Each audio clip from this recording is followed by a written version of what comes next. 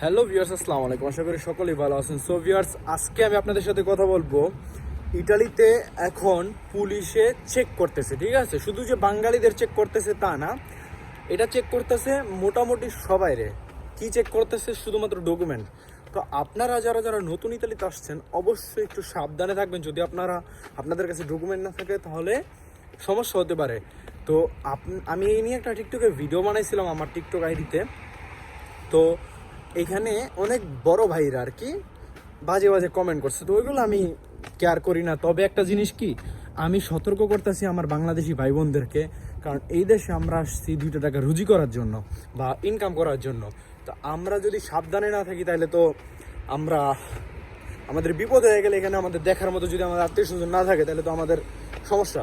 তো আমি ভিডিওগুলো বানাইছি শুধুমাত্র আমার বাঙালি ভাই বোনদেরকে সতর্ক করার জন্য, ঠিক আছে? তো এখানে আমারে যারা ভুল বুঝতেছেন, ভাবতেছেন যে আমি উল্টাপাল্টা ভিডিও, ভাই আমি কোনো কিছু উল্টাপাল্টা বানাই না। আমি যদি কোনো একটা ভিডিও বানাই অবশ্যই এখানে রিজন থাকে, ঠিক আছে?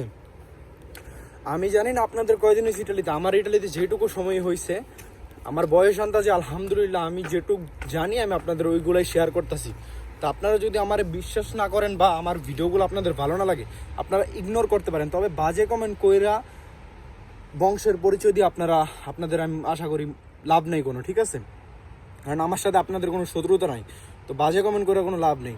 তো আপনাদের আমি সবসময় একটা সতর্কের জন্য একটা কথা বলি, আপনারা ইটালিতে যে কয়দিন ধরে আসছেন অবশ্যই আপনাদের ডকুমেন্ট নিয়ে তারপর আপনি বের হবেন বাসা থেকে। কারণ আপনার সাথে যদি ডকুমেন্ট না থাকে আপনার হয়তো একটা মানে জরিমানা ধরে দিবে, আর জরিমানাটা হয়তো আপনার নগদ দিতে হবে, নয়তো আপনাকে কস্তুরায় মানে থানায় নিয়ে যাবে, ঠিক আছে? তো ভিডিওটা অবশ্যই আপনারা আশা করি বুঝতে পারছেন আমি কি বুঝাইতে চাইতেছি আপনাদের। তো ইটালিতে যাই করেন অবশ্যই একটু সাবধানে সব কিছু করবেন, যাতে কারণ আপনারা আশা করি কথাগুলো বুঝতেছেন যে আমি কি বুঝাইতে চাইতেছি। আমরা আসছি এখানে 2টা টাকা ইনকাম করার জন্য। এখন যদি আমাদের সমস্যা হয় যে আমাদের ফ্যামিলি টেনশন করবে, ঠিক আছে? আর আমরা যদি এই দেশে টাকা ইনকাম করতে এসে যদি আমরা টাকা হারায় ফেলি তাহলে তো আমি মনে করি না এই দেশে আসার কোনো লাভ আছে। আমি জানি না আপনারা কী কাজ করেন, তারপর আমি আপনাদের সতর্কবাণী হিসেবে বলবো সবসময় একটু সাবধানে থাকবেন। পুরো ইটালিতে এখন কন্ট্রোল হইতেছে, ঠিক আছে? আর যদি আপনাদের ডকুমেন্ট না থাকে অবশ্যই আপনারা কস্তুরায় গিয়ে ডকুমেন্টের জন্য কেস মারবেন। তারপরে যদি রিসিভিউতা থাকে রিসিভিউতা নিয়ে আপনারা সবসময় বের হবেন। ডকুমেন্ট ছাড়া বের হবেন না। কেলিগা ডকুমেন্ট ছাড়া যদি আপনারা বের হন, অনেক সময় ডকুমেন্টের ছবি থাকলে ওরা বলে যে এটা চলবো না, ঠিক আছে? যে অরিজিনালটা নাই কেন, ঠিক আছে? তো এইগুলো নিয়ে অবশ্যই সাবধানে থাকবেন। আর ইটালিতে এখন আপনাদের জন্য আরেকটা কথা বলি, ইটালিতে এখন যাদের বাঙালি দোকান আছে, অ্যালিমেন্টারি দোকান আছে, তাদের কিন্তু অনেক সমস্যা করতেছে।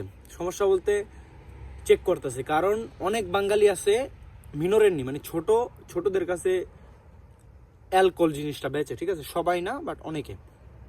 তো এই জন্য বাঙালিদেরকে অনেক চেক করতেছে। তো এইগুলো নিয়ে আপনারা একটু সাবধানে থাকবেন। আশা করি আপনাদের কোনো সমস্যা হবে না, ঠিক আছে? কারণ ভাই আমি ভিডিওগুলো বানাই এখানে আমার লাভ বলতে আমি চাইতেছি আমার বাঙালি ভাই বোনদেরকে একটু হেল্প করার বা সাহায্য করার বা সতর্ক করার, ঠিক আছে?